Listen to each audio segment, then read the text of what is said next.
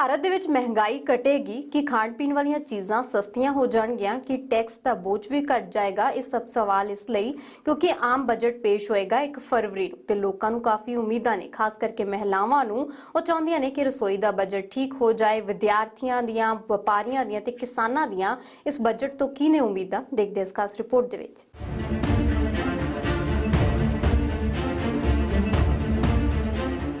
घर की कैपेसिटी हमारी अगर 1 किलो है तो हम सोचे कि आधा किलो ही सारेंगे, इसी से गुजारा करेंगे। ये इतनी जानी कि महंगाई अब तो बहुत ज़्यादा लगने लगी। और चीज़ें चलो फिर भी चल जाती है, लेकिन जो खाने पीने की चीज़ें हैं उसमें मतलब रेट में थोड़ी कटौती होनी चाहिए। ਇਨਕਮ ਟੈਕਸ ਦੇ ਵਿੱਚ ਜਿਹੜੀ ਹੈਗੀ ਹੈ ਸਾਨੂੰ ਰਿਬੇਟ ਚਾਹੇ ਤੇ ਸਲੈਬ ਵਧਾ ਦੇਣ, ਚਾਹੇ ਪਰਸੈਂਟੇਜ ਜਿਹੜੀ ਹੈ ਜੋ ਟੈਕਸ ਲੱਗਦੀ ਹੈ ਉਹਨੂੰ ਕੁਝ ਰਿਡਿਊਸ ਕਰ ਦੇਣ। So सरकार जितना भी हो सके, I think they should allocate funds for higher education. They should focus more on vocational training. ਵੀ ਜਿਹੜੀ GDP ਹੈ ਸਾਡੀ ਉਹਦਾ 10% ਹਿੱਸਾ ਸਾਨੂੰ ਐਜੂਕੇਸ਼ਨ ਦੇ ਉੱਤੇ ਦਿੱਤਾ ਜਾਵੇ। ਮਹਿਲਾਵਾਂ, ਨੌਕਰੀ ਪੇਸ਼ਾ ਲੋਕ, ਕਾਰੋਬਾਰੀ, ਵਿਦਿਆਰਥੀ, ਦੇਸ਼ ਦੇ 143 ਕਰੋੜ ਲੋਕਾਂ ਦੀਆਂ ਬਜਟ ਤੋਂ ਖਾਸ ਉਮੀਦਾਂ ਨੇ। ਸਿਹਤ ਸਿੱਖਿਆ ਲਈ ਬਜਟ ਵਧਾਉਣ ਤੇ ਮਹਿੰਗਾਈ ਘਟਾਉਣ ਦੀ ਅਹਿਮ ਮੰਗ ਹੈ। ਸਭ ਤੋਂ ਪਹਿਲਾਂ ਗੱਲ ਮਿਡਲ ਕਲਾਸ ਦੀ। देश ਦੇ 44 ਕਰੋੜ ਆਬਾਦੀ ਮਿਡਲ ਕਲਾਸ ਹੈ। 2.5 ਲੱਖ ਤੋਂ 20 ਲੱਖ ਸਾਲਾਨਾ ਆਮਦਨ ਵਾਲੇ ਮਿਡਲ ਕਲਾਸ ਚਾਹੁੰਦੇ ਨੇ। ਰੋਜ਼ਗਾਰ ਦੇ ਮੌਕੇ ਅਤੇ ਮਹਿੰਗਾਈ 'ਚ ਕਮੀ ਚਾਹੁੰਦੇ ਨੇ ਇਹ ਲੋਕ। ਮਜ਼ਬੂਤ ਅਰਥ ਵਿਵਸਥਾ ਦੇ ਨਾਲ ਆਪਣੀ ਚੰਗੀ ਆਮਦਨ ਦੀ ਵੀ ਇਹਨਾਂ ਨੂੰ ਆਸ ਹੈ। ਹਰੇਕ ਆਮ ਬੰਦਾ ਜਦੋਂ ਉਹ ਆਪਦੇ ਘਰ-ਬਾਰ ਦੀ ਰੋਜ਼ ਖਰਚੇ ਦੀ ਜਿਹੜੀ ਚੀਜ਼ ਖਰੀਦਦਾ ਹੈ, ਮਤਲਬ ਕਿ 13 ਲੱਖ ਕਰੋੜ ਰੁਪਇਆ ਟੈਕਸਾਂ ਦਾ ਉਹ ਦੇ ਰਿਹਾ ਹੈ, ਪਰ ਉਹਦੇ ਬਦਲੇ 'ਚ ਸਿੱਖਿਆ, ਸਿਹਤ ਸਹੂਲਤਾਂ, ਰੁਜ਼ਗਾਰ, ਇਹੋ ਜਿਹੀਆਂ ਬੁਨਿਆਦੀ ਲੋੜਾਂ ਹਰ ਪਰਿਵਾਰ ਦੀਆਂ ਅੱਜ ਹੈਗੀਆਂ ਨੇ।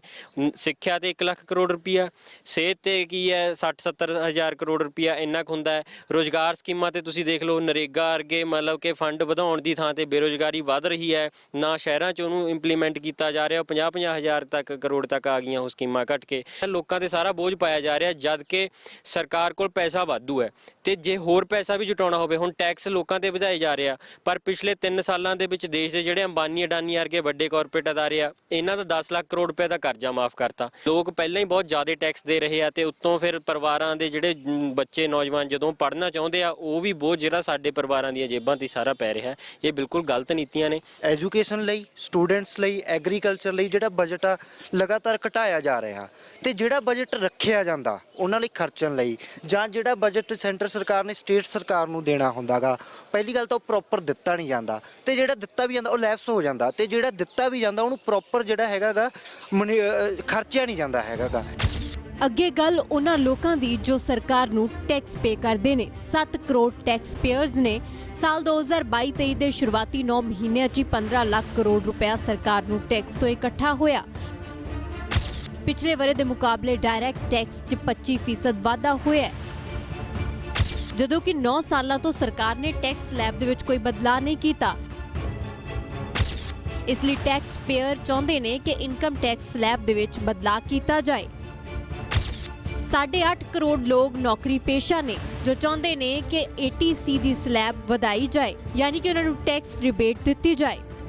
ਤੇ ਜਿਹੜੀ ਹੈਗੀ ਹੈ ਸਾਨੂੰ ਰਿਬੇਟ ਚਾਹੇ ਤੇ ਸਲੈਬ ਵਧਾ ਦੇਣ, ਚਾਹੇ ਪਰਸੈਂਟੇਜ ਜਿਹੜੀ ਹੈ ਜੋ ਟੈਕਸ ਲੱਗਦੀ ਹੈ ਉਹਨੂੰ ਕੁਝ ਰਿਡਿਊਸ ਕਰ ਦੇਣ, ਜਾਂ ਹਾਊਸਿੰਗ ਦੇ ਉੱਤੇ ਜਿਹੜੇ ਲੋਨ ਹੈਗੇ ਨੇ ਉਹਨਾਂ ਦਾ ਇੰਟਰਸਟ ਰੇਟ ਦੀ ਉਹਦੀ ਲਿਮਿਟ ਵਧਾ ਦੇਣ। ਇੰਟਰਸਟ ਰੇਟ ਨਹੀਂ, ਜਿਹੜੀ ATC ਦੀ ਜਿਹੜੀ ਸਲੈਬ ਹੈਗੀ ਸੇਵਿੰਗ ਦੀ, ਉਹਦੇ ਵਿੱਚ ਰਿਬੇਟ ਲਿਮਿਟ ਵਧਾ ਦੇਣ ਕਿਸੇ ਵੀ ਤਰੀਕੇ, ਤਾਂ ਕਿ ਜਿਹੜੀ ਸਾਡੀ ਟੈਕਸ ਦੀ ਲਾਇਬਿਲਿਟੀ ਹੈ ਨਾ ਉਹ ਥੋੜ੍ਹੀ ਜਿਹੀ ਘੱਟ ਜਾਏ ਤੇ ਤਾਂ ਕਿ ਅਸੀਂ ਕੰਫਰਟੇਬਲੀ ਆਪਣੇ ਐਕਸਪੈਂਸਿਸ ਜਿਹੜੇ ਉਹ ਕਰ ਸਕੀਏ। ਜਦੋਂ ਅਸੀਂ ਐਕਸਪੈਂਸਿਸ ਕਰਾਂਗੇ ਤਾਂ ਡੈਫੀਨੇਟਲੀ ਇਕੋਨਮੀ ਨੂੰ ਵੀ ਬੂਸਟ ਜਿਹੜਾ ਉਹਦੇ ਨਾਲ ਮਿਲਦਾ। ਨੌਕਰੀ ਪੇਸ਼ਾ ਮਹਿਲਾਵਾਂ ਹੋਣ ਜਾਂ ਫਿਰ ਘਰੇਲੂ ਮਹਿਲਾਵਾਂ, ਬਜਟ ਤੋਂ ਮਹਿਲਾਵਾਂ ਨੂੰ ਕਾਫੀ ਆਸਾਂ ਨੇ। ਦੇਸ਼ ਦੀ ਆਬਾਦੀ ਦਾ ਕੁੱਲ ਹਿੱਸਾ 71 ਕਰੋੜ ਮਹਿਲਾਵਾਂ ਨੇ। ਮਹਿਲਾਵਾਂ ਦਾ GDP ਦੇ ਵਿੱਚ ਯੋਗਦਾਨ 18% ਹੈ। ਮਹਿਲਾਵਾਂ ਚਾਹੁੰਦੀਆਂ ਨੇ ਕਿ ਉਹਨਾਂ ਨੂੰ ਸੁਰੱਖਿਅਤ ਮਾਹੌਲ ਮਿਲੇ ਤੇ ਮਹਿੰਗਾਈ ਘਟੇ ਤਾਂ ਜੋ ਰਸੋਈ ਦਾ ਬਜਟ ਨਾ ਵਿਗੜੇ। ये भी जो महंगाई इतनी ज़्यादा है, तो जैसे घर की चीज़ें जैसे दाल वगैरह सारी दालें महंगी हो गई, जैसे 150 से कम कोई दाल नहीं है। और दूध देखो, दूध भी और महंगा हो गया, दूध में भी 5-10 रुपये और महंगे हो गए। और हर एक चीज़ जैसे डीजल, पेट्रोल, ये भी सारा महंगा हो रहा है। और गैस देखो वो भी और महंगी होगी। तो घर का बजट इतना हो गया, इतने हम परेशान हो रहे हैं भी, रोज़ बजट बढ़ रहा है हर एक चीज़ में। खाने वाली चीज़ों में भी फ्रूट लो तो वो भी महंगा, हर एक चीज़ इतनी, यानी कि हम रसोई में जाते हैं तो ऐसे लगता है भी आज क्या बनाएं। ਇਸ ਦੇ ਇਲਾਵਾ ਦੇਸ਼ ਦੇ 15 ਕਰੋੜ ਕਿਸਾਨਾਂ ਨੂੰ ਆਸ ਹੈ ਕਿ ਕਰਜ਼ ਦੇ ਬੋਝ ਤੋਂ ਮੁਕਤੀ ਮਿਲੇਗੀ, ਫਸਲਾਂ ਦਾ ਰੇਟ ਵਧੇਗਾ, ਸਬਸਿਡੀ ਚੰਗੀ ਮਿਲੇਗੀ। 12 ਕਰੋੜ ਖੇਤੀ ਮਜ਼ਦੂਰ ਵੀ ਰੁਜ਼ਗਾਰ ਦੀ ਗਾਰੰਟੀ ਚਾਹੁੰਦੇ ਨੇ।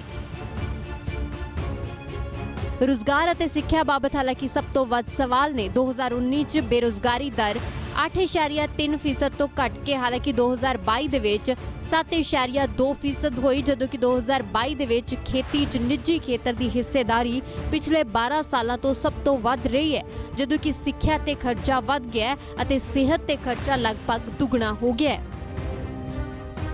2 ਸਾਲ ਵਿੱਚ ਐਜੂਕੇਸ਼ਨ ਬਹੁਤ ਸਟੈਗਨੈਂਟ ਚੱਲ ਰਹੀ ਸੀ ਬਿਕੋਜ਼ ਆਫ ਕੋਵਿਡ, ਐਂਡ ਇਸ ਤੋਂ ਪਹਿਲਾਂ ਜਿਹੜਾ 2020 ਐਂਡ 21 ਵਾਲਾ ਜਿਹੜਾ ਬਜਟ ਸੀਗਾ ਉਹਦੇ ਵਿੱਚ ਐਜੂਕੇਸ਼ਨ ਨੂੰ ਡਿਵੀਜ਼ਨ 3 ਦੇ ਵਿੱਚ ਰੱਖਿਆ ਗਿਆ ਸੀਗਾ। ਜਿਹੜੀ ਪ੍ਰਾਇੋਰਟੀ ਬੇਸਿਸ ਸੀਗੇ ਉਹ ਉਹਨਾਂ ਨੂੰ ਨਹੀਂ ਦਿੱਤੇ ਗਏ ਸੀਗੇ।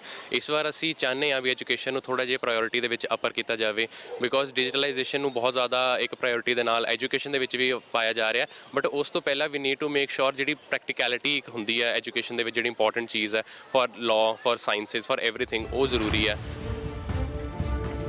ਆਵਾਮ ਦੀਆਂ ਆਸਾਂ ਤੇ ਬਜਟ ਕਿੰਨਾ ਖਰਾ ਉਤਰੇਗਾ ਇਹ ਬੁੱਧਵਾਰ ਨੂੰ ਪਤਾ ਲੱਗੇਗਾ, ਜਦੋਂ 5ਵੀਂ ਦਫਾ ਖਜ਼ਾਨਾ ਮੰਤਰੀ ਨਿਰਮਲਾ ਸੀਤਾਰਮਨ ਬਜਟ ਪੇਸ਼ ਕਰਨਗੇ।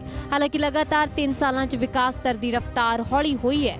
ਖਜ਼ਾਨਾ ਮੰਤਰੀ ਨਿਰਮਲਾ ਸੀਤਾਰਮਨ ਨੇ ਸਦਨ 'ਚ ਆਰਥਿਕ ਸਰਵੇਖਣ ਦੀ ਰਿਪੋਰਟ ਵੀ ਪੇਸ਼ ਕੀਤੀ, ਜਿਸ ਦੇ ਮੁਤਾਬਿਕ 2023-24 'ਚ ਆਰਥਿਕ ਵਿਕਾਸ ਦਰ 6 ਤੋਂ 6.8% ਰਹਿਣ ਦਾ ਅਨੁਮਾਨ ਹੈ।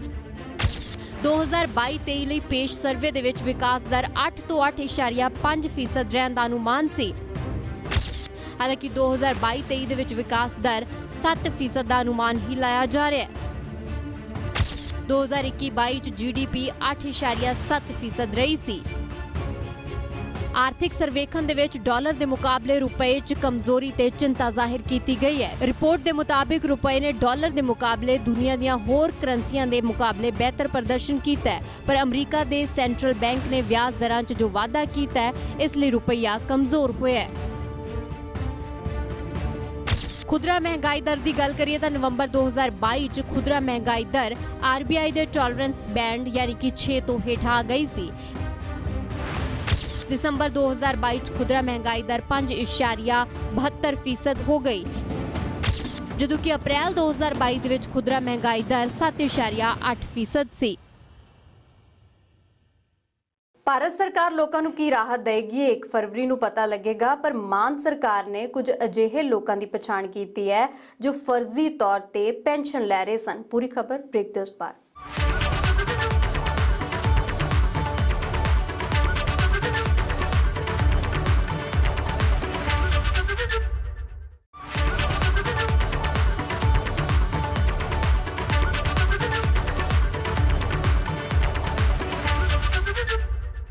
ਉਹ ਲੋਕ ਜਿਨ੍ਹਾਂ ਨੂੰ ਪੈਨਸ਼ਨ ਦੀ ਲੋੜ ਵੀ ਨਹੀਂ ਹੈ ਫਿਰ ਵੀ ਪੈਨਸ਼ਨ ਲੈ ਰਹੇ ਨੇ। ਮਾਨ ਸਰਕਾਰ ਨੇ ਅਜਿਹੇ 60,000 ਲੋਕਾਂ ਦੀ ਪਛਾਣ ਕਰ ਲਈ ਹੈ। ਹਾਲਾਂਕਿ ਮਾਨ ਸਰਕਾਰ ਨੇ ਇੱਕ ਮੌਕਾ ਵੀ ਦਿੱਤਾ ਹੈ ਕਿ ਸਪਸ਼ਟੀਕਰਨ ਦਿੱਤਾ ਜਾਏ। ਇਸ ਦੇ ਇਲਾਵਾ 90,000 ਉਹ ਲੋਕ ਜੋ ਮ੍ਰਿਤਕ ਨੇ ਪਰ ਉਹਨਾਂ ਦੇ ਨਾਵਾਂ ਤੇ ਪੈਨਸ਼ਨ ਜਾਰੀ ਸੀ, ਉਹ ਵੀ ਮਾਨ ਸਰਕਾਰ ਨੇ ਬੰਦ ਕਰ ਦਿੱਤੀ ਹੈ। ਪੈਨਸ਼ਨ ਜੋ ਬੰਦ ਕਰ ਦਿੱਤੀ ਹੈ, ਜਿਹਦੇ ਕਰਕੇ ਸਾਨੂੰ ਬਜਟ 'ਚ ਵੀ ਫਾਇਦਾ ਹੋਇਆ ਔਰ 14-15 ਕਰੋੜ ਹਰ ਮਹੀਨੇ ਦਾ ਬਚਣ ਲੱਗਿਆ। ਮ੍ਰਿਤਕ ਬੈਨੀਫੀਸ਼ਰੀ ਨਹੀਂ, ਉਸ ਤੋਂ ਬਾਅਦ ਅਸੀਂ ਉਹ ਬੈਨੀਫੀਸ਼ਰੀ ਕੱਢੇ ਕਿ ਜਿਨ੍ਹਾਂ ਨੂੰ ਲੋੜ ਹੀ ਨਹੀਂ ਸੀ, ਜਿਹੜੇ ਚੰਗੇ ਘਰਾਂ ਨੂੰ ਬਿਲੋਂਗ ਕਰਦੇ ਸੀ। ਸੁਣਵਾਈ ਦਾ ਮੌਕਾ ਦੇਵਾਂਗੇ ਲੋਕਾਂ ਨੂੰ ਕਿ ਵਾਕਈ ਉਹ ਹੈਗੇ ਆ ਜਾਂ ਕੁਝ ਪ੍ਰੋਬਲਮਸ ਆਈਆਂ ਨੇ। 1.5 ਲੱਖ ਫਰਜ਼ੀ ਲੋੜਵੰਦ ਹੋਏ ਨੇ ਬੇਨਕਾਬ, ਜਿਸ ਦਾ ਹੁਣ ਸਰਕਾਰ ਲਏਗੀ ਹਿਸਾਬ। 90,000 ਤਾਂ ਅਜਿਹੇ ਲੋਕਾਂ ਦੇ ਨਾਮ ਤੇ ਪੈਨਸ਼ਨ ਜਾਰੀ ਸੀ ਜਿਨ੍ਹਾਂ ਦੀ ਮੌਤ ਹੋ ਚੁੱਕੀ ਹੈ ਅਤੇ 60,000 ਅਜਿਹੇ ਲੋਕਾਂ ਦੀ ਸਰਕਾਰ ਨੇ ਪਛਾਣ ਕੀਤੀ ਹੈ ਜੋ ਸਮਰੱਥ ਨੇ ਤੇ ਪੈਨਸ਼ਨ ਲੈਣ ਦੇ ਹੱਕਦਾਰ ਨਹੀਂ ਨੇ। ਹੁਣ ਜਦੋਂ 1.5 ਲੱਖ ਲੋਕਾਂ ਨੂੰ ਪੈਨਸ਼ਨ ਨਹੀਂ ਦੇਣੀ ਪਵੇਗੀ ਤਾਂ ਸਰਕਾਰ ਦੇ ਖਜ਼ਾਨੇ ਤੋਂ ਥੋੜਾ ਬੋਝ ਵੀ ਘਟੇਗਾ। ਅਸੀਂ ਉਹਨਾਂ ਦੀ ਪੈਨਸ਼ਨ ਜੋ ਬੰਦ ਕਰ ਦਿੱਤੀ ਹੈ, ਜਿਹਦੇ ਕਰਕੇ ਸਾਨੂੰ ਬਜਟ 'ਚ ਵੀ ਫਾਇਦਾ ਹੋਇਆ ਔਰ 14-15 ਕਰੋੜ ਹਰ ਮਹੀਨੇ ਦਾ ਬਚਣ ਲੱਗਿਆ। ਇਸ ਤੋਂ ਬਾਅਦ ਸਿਰਫ ਮ੍ਰਿਤਕ ਬੈਨੀਫੀਸ਼ਰੀ ਨਹੀਂ, ਉਸ ਤੋਂ ਬਾਅਦ ਅਸੀਂ ਉਹ ਬੈਨੀਫੀਸ਼ਰੀ ਕੱਢੇ ਕਿ ਜਿਨ੍ਹਾਂ ਨੂੰ ਲੋੜ ਹੀ ਨਹੀਂ ਸੀ, ਜਿਹੜੇ ਚੰਗੇ ਘਰਾਂ ਨੂੰ ਬਿਲੋਂਗ ਕਰਦੇ ਸੀ। ਸੋ 60,000 ਦੇ ਕਰੀਬ ਉਹ ਵੀ ਸਾਡੇ ਕੋਲ ਗਿਣਤੀ ਆ ਗਈ ਹੈ ਤੇ ਉਸ ਤੋਂ ਬਾਅਦ ਉਹਨਾਂ ਨੂੰ ਵੀ ਅਸੀਂ ਕੱਟ ਆਊਟ ਕਰਨ ਲੱਗੇ ਹਾਂ। ਗੈਰ ਲੋੜਵੰਦ ਲੋਕ ਪੈਨਸ਼ਨ ਕਿਉਂ ਲੈ ਰਹੇ ਸਨ, ਇਸ ਦੇ ਕਾਰਨ ਦੱਸਣ ਅਤੇ ਪੈਨਸ਼ਨ ਛੱਡਣ ਦਾ ਇੱਕ ਮੌਕਾ ਮਾਨ ਸਰਕਾਰ ਵੱਲੋਂ ਜ਼ਰੂਰ ਦਿੱਤਾ ਜਾਏਗਾ। ਅਤੇ ਫਰਜ਼ੀ ਪਾਏ ਜਾਣ ਤੇ ਪੈਨਸ਼ਨ ਧਾਰਕਾਂ ਤੋਂ ਲਈ ਗਈ ਪੈਨਸ਼ਨ ਵਸੂਲੀ ਦੀ ਵੀ ਤਿਆਰੀ ਹੈ। 60,000 ਦਾ ਅਸੀਂ ਇੱਕ ਸੁਣਵਾਈ ਦਾ ਮੌਕਾ ਦੇਵਾਂਗੇ ਲੋਕਾਂ ਨੂੰ ਕਿ ਵਾਕਈ ਉਹ ਹੈਗੇ ਆ ਜਾਂ ਕੁਝ ਪ੍ਰੋਬਲਮਸ ਆਈਆਂ ਨੇ, ਤਾਂ ਉਸ ਤੋਂ ਬਾਅਦ ਅਸੀਂ ਉਹ ਜਨਤਕ ਕਰ ਦੇਵਾਂਗੇ। ਹੁਣ ਤੁਹਾਨੂੰ ਇਹ ਵੀ ਦੱਸ ਦਿੰਦੇ ਹਾਂ ਕਿ ਆਖਿਰ ਪੈਨਸ਼ਨ ਦੇ ਪਾਤਰ ਕੌਣ ਹੁੰਦੇ ਨੇ, ਸਰਕਾਰ ਵੱਲੋਂ ਕਿਹੜੀਆਂ ਸ਼ਰਤਾਂ ਤੈਅ ਕੀਤੀਆਂ ਗਈਆਂ ਨੇ। ਉਹ ਬਜ਼ੁਰਗ, ਔਰਤਾਂ, ਅਨਾਥ ਬੱਚੇ ਤੇ ਦਿਵਿਆਂਗ ਜਿਨ੍ਹਾਂ ਦੀ ਆਮਦਨ ਸਾਲਾਨਾ 60,000 ਰੁਪਏ ਤੋਂ ਘੱਟ ਹੁੰਦੀ ਹੈ, ਉਹਨਾਂ ਨੂੰ ਸ਼ਰਤਾਂ ਤਹਿਤ ਪੈਨਸ਼ਨ ਦਿੱਤੀ ਜਾਂਦੀ ਹੈ। ਬੁਢਾਪਾ ਪੈਨਸ਼ਨ ਉਹਨਾਂ ਨੂੰ ਮਿਲਦੀ ਹੈ ਜਿਨ੍ਹਾਂ ਔਰਤਾਂ ਦੀ ਉਮਰ 58 ਸਾਲ ਤੋਂ ਵੱਧ ਹੁੰਦੀ ਹੈ ਤੇ ਉਹ ਪੁਰਸ਼ ਜਿਨ੍ਹਾਂ ਦੀ ਉਮਰ 65 ਸਾਲ ਤੋਂ ਵੱਧ ਹੁੰਦੀ ਹੈ, ਉਹਨਾਂ ਨੂੰ ਬੁਢਾਪਾ ਪੈਨਸ਼ਨ ਦਿੱਤੀ ਜਾਂਦੀ ਹੈ। ਸਾਲਾਨਾ ਆਮਦਨ 60,000 ਰੁਪਏ ਤੋਂ ਵੱਧ ਨਾ ਹੋਣ ਤੇ ਹੀ ਇਹ ਪੈਨਸ਼ਨ ਮਿਲਦੀ ਹੈ। ਇਸ ਦੇ ਇਲਾਵਾ ਵੱਧ ਤੋਂ ਵੱਧ 2.5 ਏਕੜ ਨਹਿਰੀ ਜ਼ਮੀਨ ਹੋ ਸਕਦੀ ਹੈ ਤੇ 5 ਏਕੜ ਬਰਾਨੀ ਜ਼ਮੀਨ। ਸੇਮਗ੍ਰਸਤ ਇਲਾਕਿਆਂ ਦੇ ਵਿੱਚ ਵੀ ਜੇਕਰ 5 ਏਕੜ ਜ਼ਮੀਨ ਹੈ ਤੇ 60,000 ਰੁਪਏ ਤੋਂ ਵੱਧ ਆਮਦਨ ਨਹੀਂ ਹੈ ਤਾਂ ਬੁਢਾਪਾ ਪੈਨਸ਼ਨ ਮਿਲ ਸਕਦੀ ਹੈ। ਔਰਤਾਂ ਵਾਸਤੇ ਪੈਨਸ਼ਨ ਲਈ ਸ਼ਰਤਾਂ ਇਹ ਨੇ ਕਿ 58 ਸਾਲ ਤੋਂ ਘੱਟ ਉਮਰ ਦੀਆਂ ਔਰਤਾਂ ਜੇਕਰ ਵਿਧਵਾ ਨੇ ਤਾਂ ਪੈਨਸ਼ਨ ਮਿਲਦੀ ਹੈ। 30 ਸਾਲ ਤੋਂ ਵੱਧ ਉਮਰ ਦੀਆਂ ਅਣਵਿਆਹੀਆਂ ਔਰਤਾਂ ਨੂੰ ਵੀ ਪੈਨਸ਼ਨ ਮਿਲਦੀ ਹੈ, ਪਰ ਸ਼ਰਤ ਉਹੀ ਹੈ ਕਿ 60,000 ਰੁਪਏ ਤੋਂ ਵੱਧ ਆਮਦਨ ਸਾਲਾਨਾ ਨਾ ਹੋਵੇ। ਅਨਾਥ ਬੱਚਿਆਂ ਲਈ ਪੈਨਸ਼ਨ ਦੀ ਸ਼ਰਤ ਇਹ ਹੈ ਕਿ ਉਹਨਾਂ ਦੀ ਉਮਰ 21 ਸਾਲ ਤੋਂ ਘੱਟ ਹੋਵੇ ਤੇ ਸਾਰੇ ਵਸੀਲਿਆਂ ਤੋਂ ਸਾਲਾਨਾ ਆਮਦਨ 60,000 ਰੁਪਏ ਤੋਂ ਘੱਟ ਹੋਵੇ।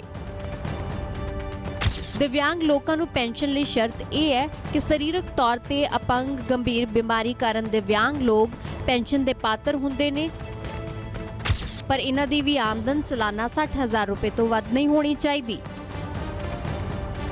50 ਸਾਲ ਤੋਂ ਘੱਟ ਉਮਰ ਦੇ ਦਿਵਿਆਂਗ ਪੈਨਸ਼ਨ ਦੇ ਪਾਤਰ ਨਹੀਂ ਹੁੰਦੇ।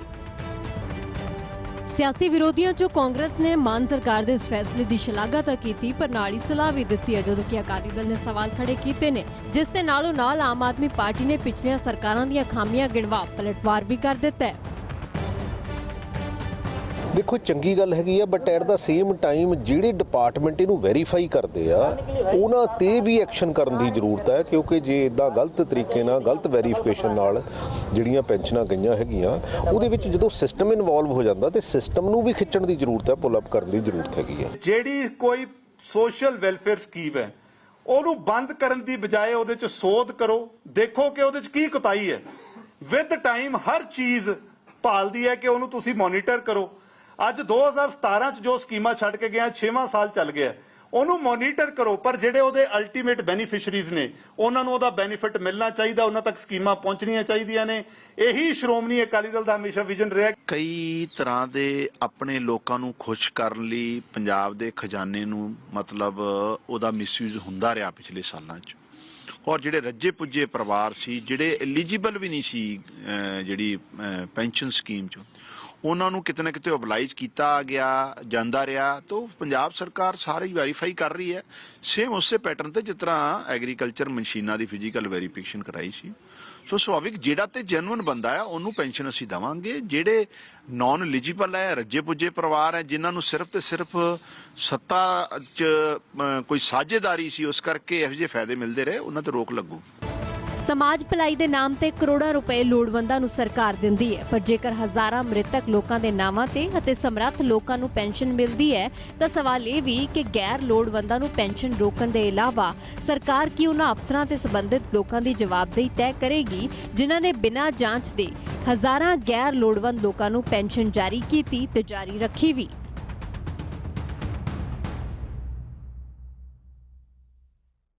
ਚੰਡੀਗੜ੍ਹ ਦੇ ਵਿੱਚ 2 ਦਿਨ ਦੇ ਲਈ ਜੋ G20 ਸਮਿਟ ਦੀਆਂ ਮੀਟਿੰਗਾਂ ਹੋਈਆਂ, ਉਹਨਾਂ ਦਾ ਕੀ ਨਿਕਲਿਆ ਨਤੀਜਾ, ਦੱਸਦੇ ਹਾਂ ਬ੍ਰੇਕ ਦੇ ਬਾਅਦ।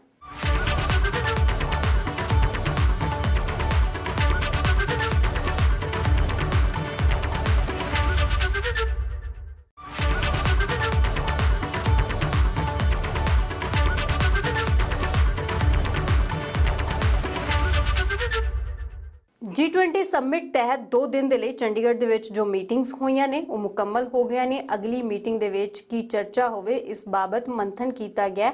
ਇਸ ਦੇ ਇਲਾਵਾ ਵਿੱਤੀ ਚੁਣੌਤੀਆਂ ਨਾਲ ਕਿਵੇਂ ਨਜਿੱਠਿਆ ਜਾਏ, ਉਸ ਤੇ ਪਾਰ ਕਿਵੇਂ ਪਾਇਆ ਜਾਏ, ਇਹ ਵੀ ਮੀਟਿੰਗਾਂ ਦਾ ਮੁੱਦਾ ਸੀ। ਇਸ ਦੇ ਇਲਾਵਾ ਚੰਡੀਗੜ੍ਹ ਦੀ ਖੂਬਸੂਰਤੀ ਵੀ ਵਿਦੇਸ਼ੀ ਮਹਿਮਾਨਾਂ ਨੇ ਦੇਖੀ ਹੈ।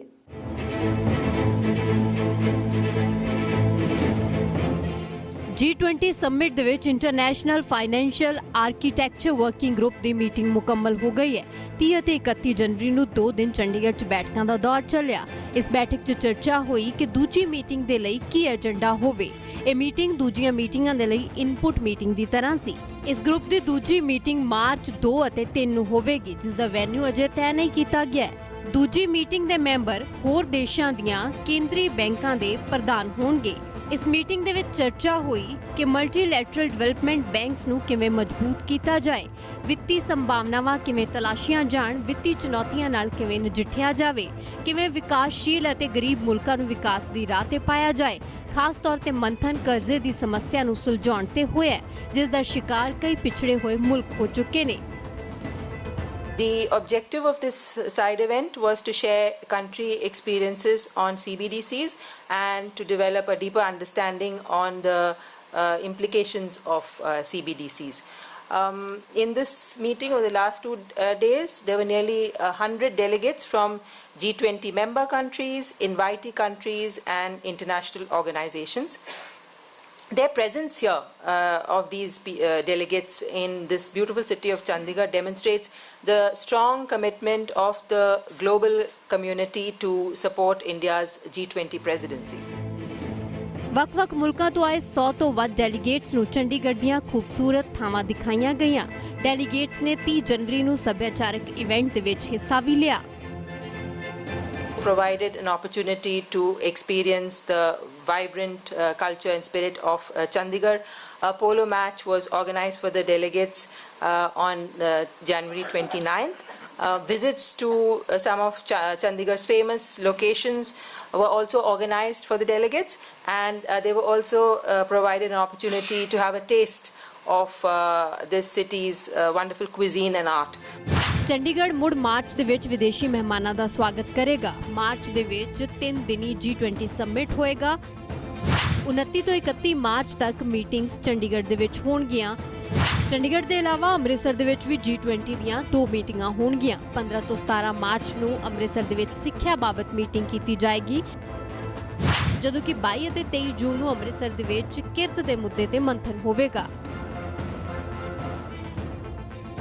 ਭਾਰਤ 1 ਦਸੰਬਰ 2022 ਤੋਂ 3 ਨਵੰਬਰ 2023 ਤੱਕ G20 ਦੀ ਪ੍ਰਧਾਨਗੀ ਕਰ ਰਿਹਾ ਹੈ। G20 ਲੀਡਰਾਂ ਦਾ ਸਿਖਰ ਸੰਮੇਲਨ 9 ਅਤੇ 10 ਸਤੰਬਰ ਨੂੰ ਨਵੀਂ ਦਿੱਲੀ 'ਚ ਹੋਵੇਗਾ। ਇਸ ਦੇ ਵਿੱਚ ਅਮਰੀਕਾ, ਰੂਸ, ਫਰਾਂਸ ਅਤੇ ਚੀਨ ਸਣੇ ਕਈ ਮੁਲਕਾਂ ਦੇ ਰਾਸ਼ਟਰਪਤੀ ਸ਼ਾਮਿਲ ਹੋਣਗੇ। G20 ਸੰਮੇਲਨ ਦਸੰਬਰ 2022 ਤੋਂ ਸ਼ੁਰੂ ਹੋਇਆ ਹੈ। G20 ਸੰਮੇਲਨ ਤਹਿਤ ਦਸੰਬਰ 2022 ਤੋਂ ਮੀਟਿੰਗਾਂ ਦਾ ਦੌਰ ਭਾਰਤ ਦੇ ਵੱਖ-ਵੱਖ ਸ਼ਹਿਰਾਂ ਦੇ ਵਿੱਚ ਜਾਰੀ ਹੈ। ਭਾਰਤ ਦੇ 50 ਤੋਂ ਵੱਧ ਸ਼ਹਿਰਾਂ ਦੇ ਵਿੱਚ 200 ਤੋਂ ਵੱਧ ਬੈਠਕਾਂ ਹੋ ਰਹੀਆਂ ਨੇ। G20 ਦਾ 17ਵਾਂ ਸਿਖਰ ਸੰਮੇਲਨ 15-16 ਨਵੰਬਰ 2022 ਨੂੰ ਇੰਡੋਨੇਸ਼ੀਆ ਦੇ ਬਾਲੀ ਦੇ ਵਿੱਚ ਹੋਇਆ ਸੀ। ਫਰੰਟ ਫੁੱਟ ਦੇ ਵਿੱਚ ਅੱਜ ਦੇ ਲਈ ਇੰਨਾ ਹੀ। ਮੈਨੂੰ ਦਿਓ ਇਜਾਜ਼ਤ। ਪ੍ਰਦੇਸ਼, ਦੁਨੀਆ ਤੇ ਪੰਜਾਬ ਦੀ ਹਰ ਵੱਡੀ ਖਬਰ ਦੇਖਣ ਦੇ ਲਈ ਦੇਖਦੇ ਰਹੋ ABP ਸਾਂਝਾ।